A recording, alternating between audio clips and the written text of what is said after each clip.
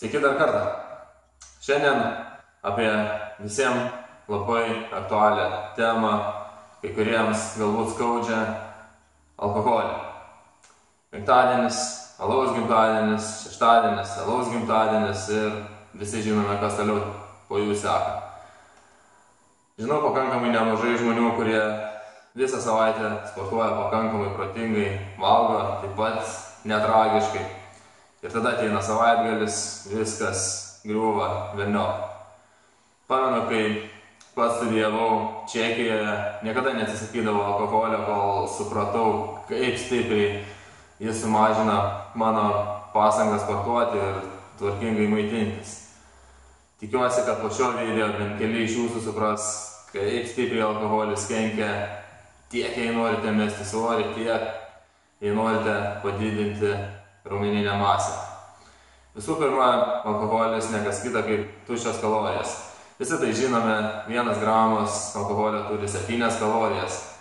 Be to, alkoholis sutrikdo ląstelėse vykstantį Krebso ciklą, o tai nutikus būtent tam, jūsų jau turimi riebalai, jų atsargos stovi eilėje ir laukia, kol pirmiausia bus suvirškintas alkoholis, kurį jūs išgėrėte.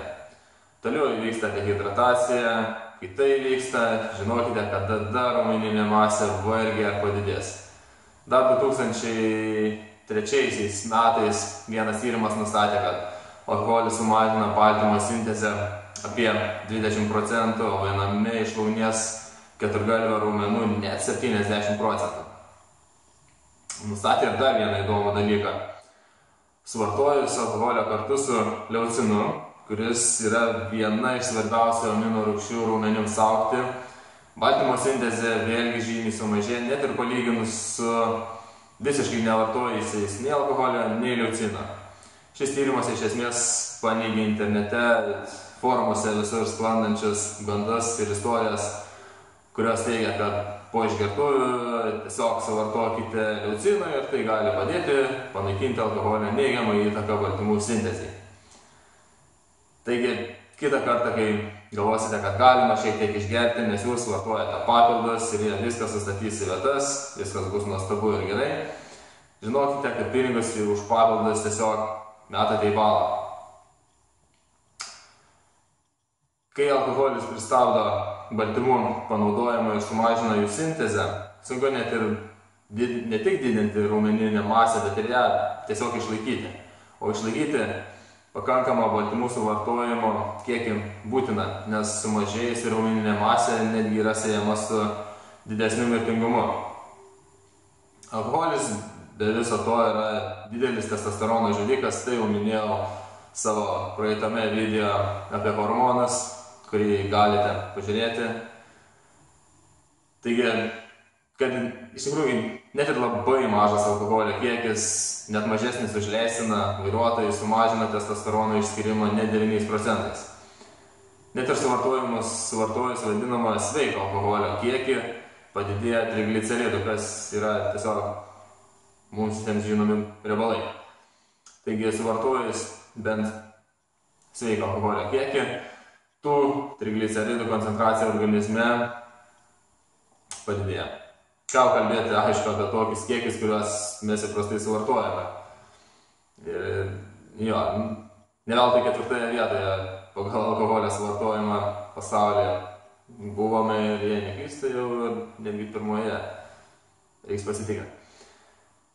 Taigi, net ir vidutiniškas alkoholio suvartojimas stipriai siejamas su visceralinių riebalų didėjimu ir tai yra dar viena iš priežasčių, kodėl dauguma turime aplink pilvą gelbėjimosi ratą vietoje gražaus pilvo preso. Na ir galų gale, jei norite žmonėms pasirodyti, koks esate stiprus, kiek aš tai išstumiu štangas, žinokite, kad toks pat lengvas išgerimas sumažina maksimalią jėgą praėjus 36-60 valandų po treniruotės net 34-40%. Ką daryti, jeigu visgi neplanuotai išgėrėte alkoholio? Na, yra keli dalykai, kuriuos vis dar galite padaryti ir šiek tiek sumažinti žalą. Pirmiausia, tai išeinant į vakarėlį padarykite paprastą dalyką. Pasiruoškite keletą litrų vandens ir pasidėkite prie lovos ar tiesiog, nesvarbu, bet kur, matomoje vietoje ir grįžę namo išgerkite kiek įmanoma daugiau. Tai ne tik palengvins pagirias, bet ir sumažins dehidrataciją. Taip pat grįžę prieš miegą išgerkite proteino kokteilį arba kažką, kas turi daug baltymų. Tai pristabdys katabolizmo procesus, kol miegosite.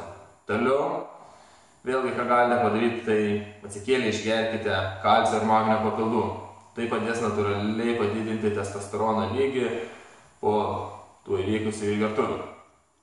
Galiausiai suvalgykite didelį kiekį pusryčių, kurie turėtų pakankamai daug baltymų, fosforo, geležies ir kalcio, nes būtent šių medžiagų po išgertuvių stipriai trūksta.